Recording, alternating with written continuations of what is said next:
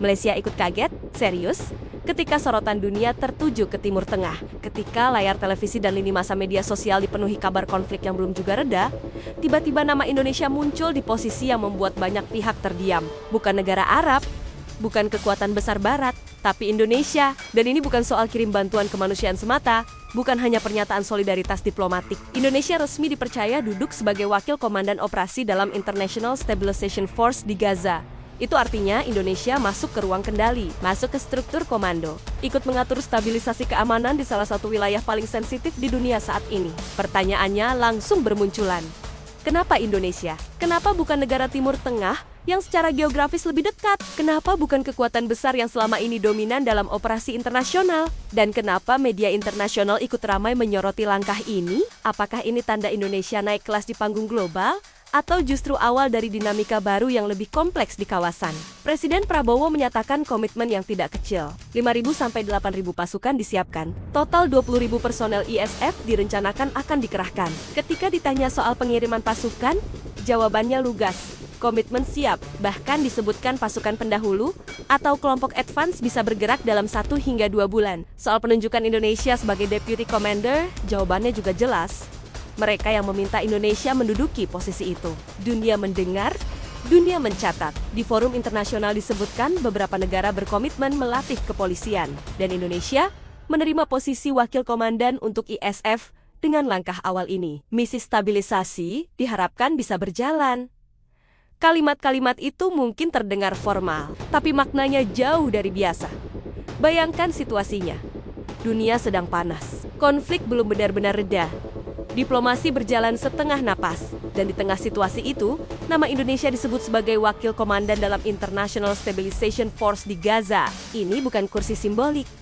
Ini bukan posisi foto bersama. Ini kursi empuk yang penuh tekanan. Indonesia dipercaya mengemban peran sebagai wakil komandan dalam ISF berdasarkan rencana perdamaian Gaza. Artinya, Indonesia bukan lagi penonton yang duduk di tribun sambil berkomentar. Indonesia turun ke lapangan, ikut mengatur strategi, ikut menentukan ritme stabilisasi keamanan. Levelnya berbeda, yang membuat banyak pihak benar-benar melongo. Keputusan ini datang dari lingkaran militer Amerika Serikat, negara yang dikenal sangat selektif dalam menentukan siapa yang boleh duduk dalam struktur komando operasi internasional. Lalu pertanyaannya semakin tajam. Kenapa Indonesia? Di bawah kepemimpinan Presiden Prabowo Subianto, Indonesia otomatis jadi sorotan. Suka atau tidak, dunia sedang melihat Indonesia bukan sekadar negara berkembang yang sibuk mengurus urusan domestik. Dunia melihat Indonesia sebagai pemain. Dan dalam geopolitik, persepsi seperti itu mahal harganya. Media asing langsung ramai. Ada yang heran, ada yang kagum. Ada juga yang mungkin terdiam sambil menghitung ulang posisi mereka. Karena jujur saja, banyak yang tidak menyangka negara yang secara geografis jauh dari Timur Tengah justru diberi posisi strategis dalam misi stabilisasi Gaza. Ini bukan soal jarak, ini soal kepercayaan. Penunjukan Indonesia sebagai wakil komandan jelas mengejutkan banyak pihak. Bahkan mungkin beberapa negara yang merasa lebih dekat dengan isu Palestina ikut berhenti sejenak. Bukan karena tidak peduli, tapi karena posisi ini bukan posisi simbolik. Ini posisi struktural, ada tanggung jawab operasional, ada risiko politik, ada risiko keamanan. Kenapa Amerika Serikat memilih Indonesia? Bukan negara Timur Tengah atau kekuatan besar lain? Jawabannya sebenarnya tidak serumit teori konspirasi. Rekam jejak, Tentara Nasional Indonesia sudah lama aktif dalam berbagai misi penjaga perdamaian dunia. Dari Lebanon, Kongo, sampai Sudan, prajurit TNI dikenal profesional, disiplin, dan relatif netral. Dalam misi perdamaian, reputasi seperti itu lebih penting daripada sekadar jumlah tank atau jet tempur. Di dunia konflik, yang dicari bukan cuma yang kuat, tapi yang dipercaya. Indonesia punya satu keunggulan penting. Tidak memiliki beban sejarah kolonial di Timur Tengah. Tidak membawa agenda tersembunyi yang terlalu mencolok. Dan secara konsisten menyuarakan dukungan untuk Palestina di forum internasional. Kombinasi itu membuat Indonesia terlihat sebagai jembatan, bukan palu. Dan dalam konflik sensitif seperti Gaza, dunia lebih membutuhkan jembatan daripada palu. Sebagai rakyat Indonesia, wajar jika rasa bangga muncul. Tapi bangga saja tidak cukup. Ini bukan piala pajangan, ini amanah berat. Ketika Indonesia duduk sebagai wakil komandan ISF, artinya setiap keputusan taktis, setiap pergerakan pasukan, setiap insiden di lapangan. Sebagian tanggung jawabnya melekat pada nama Indonesia, dan dunia akan menilai. Menariknya, di sisi lain ada negara-negara yang selama ini sangat vokal dalam isu Gaza, paling keras retorikanya, paling sering konferensi, tapi tidak mendapatkan posisi struktural serupa. Media di Malaysia misalnya, turut memberitakan bahwa Indonesia akan memegang peranan sebagai timbalan komander operasi dalam pasukan keselamatan antarabangsa di Gaza. Nadanya informatif, tapi publik kawasan tentu bisa membaca dinamika yang lebih halus. Asia Tenggara bukan wilayah tanpa kompetisi pengaruh. Ketika Indonesia duduk di kursi strategis, persepsi kepemimpinan regional ikut terdongkrak. Ini bukan soal siapa lebih Islami atau siapa lebih lantang. Ini soal siapa dipercaya memegang kendali operasional. Angka yang disebut pun bukan angka kecil. Total kekuatan ISF direncanakan mencapai 20.000 personel. Itu bukan pasukan simbolik. Itu kekuatan besar yang akan ditempatkan di berbagai sektor krusial.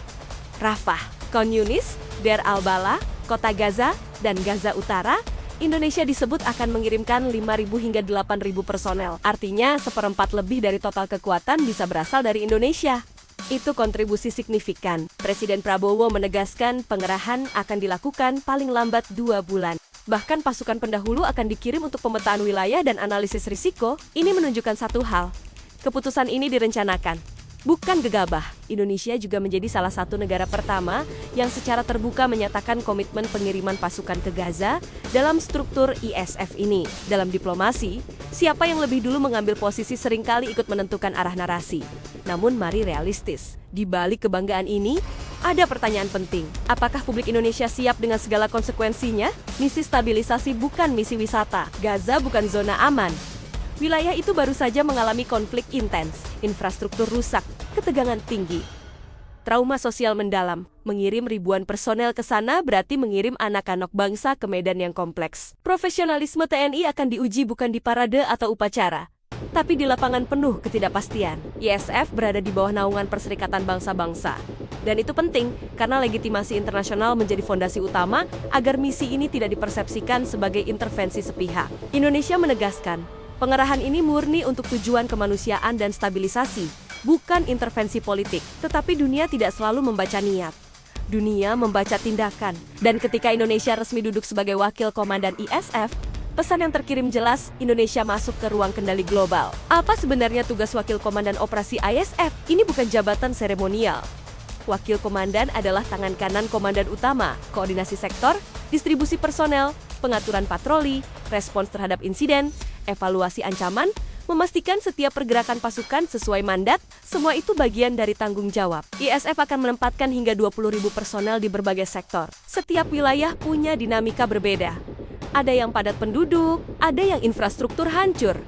Ada yang masih rawan gesekan bersenjata. Indonesia dengan kontribusi 5.000 hingga 8.000 personel bukan pemain figuran. Perannya nyata. Tugasnya meliputi stabilisasi keamanan, pengamanan titik vital, memastikan distribusi bantuan kemanusiaan berjalan aman, serta koordinasi pelatihan aparat keamanan lokal. Targetnya bukan hanya menempatkan pasukan, tapi juga melatih ribuan polisi lokal agar ada kemandirian. Artinya, ada strategi keluar.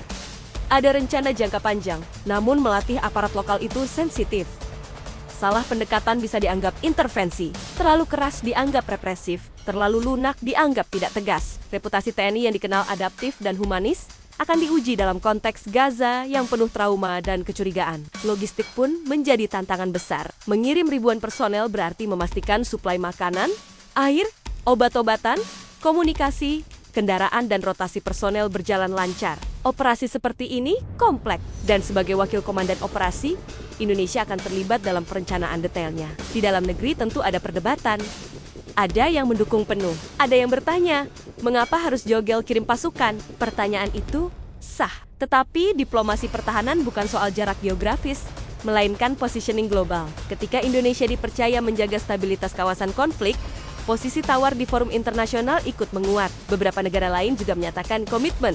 Maroko, Kazakhstan, Kosovo, Albania, Mesir, dan Yordania fokus pada pelatihan polisi lokal. Namun Indonesia termasuk yang paling awal dan paling tegas menyatakan kesiapan kirim pasukan dalam jumlah besar. Itu sinyal kepercayaan diri, sekaligus sinyal kesiapan. Di kawasan Asia Tenggara, dampaknya juga terasa. Isu Palestina sangat emosional di banyak negara, termasuk Malaysia dan Indonesia. Namun kali ini, bukan sekadar retorika. Indonesia mendapat kursi komando, dan kursi komando diberikan bukan lewat pidato, melainkan lewat pertimbangan profesional dan kalkulasi global. Secara Simbolik. Ini menguatkan posisi Indonesia sebagai pemimpin alami di ASEAN. Selama ini, label itu sering terdengar normatif. Kini ada bukti konkret, Indonesia masuk struktur keamanan internasional dengan posisi nyata. Apakah ini tanda Indonesia bergerak menjadi middle power yang sesungguhnya? Middle power adalah negara yang bukan superpower, tapi punya pengaruh signifikan dalam diplomasi global. Aktif di misi perdamaian, reputasi netral, mampu menjembatani blok besar. Indonesia memiliki karakteristik itu, dan penunjukan sebagai wakil komandan ISF bisa menjadi momentum konkret. Tetapi semua ini kembali pada satu hal. Pelaksanaan, jika misi berjalan baik, reputasi Indonesia menguat. Jika terjadi masalah besar, tekanan juga datang, kepercayaan internasional itu seperti kaca. Sulit dibangun, mudah retak. Akhirnya, semua strategi dan jabatan itu harus kembali pada pertanyaan mendasar. Apakah rakyat sipil di Gaza merasa lebih aman? Jika tidak, maka semua ini hanya akan menjadi catatan sejarah tanpa makna. Indonesia sedang berada di panggung global dengan lampu sorot menyala terang. Dunia sedang menonton. Ini momentum besar sekaligus ujian besar. Pertanyaannya kini bukan lagi kenapa Indonesia dipilih. Pertanyaannya, apakah Indonesia bisa membuktikan bahwa kepercayaan ini memang tepat?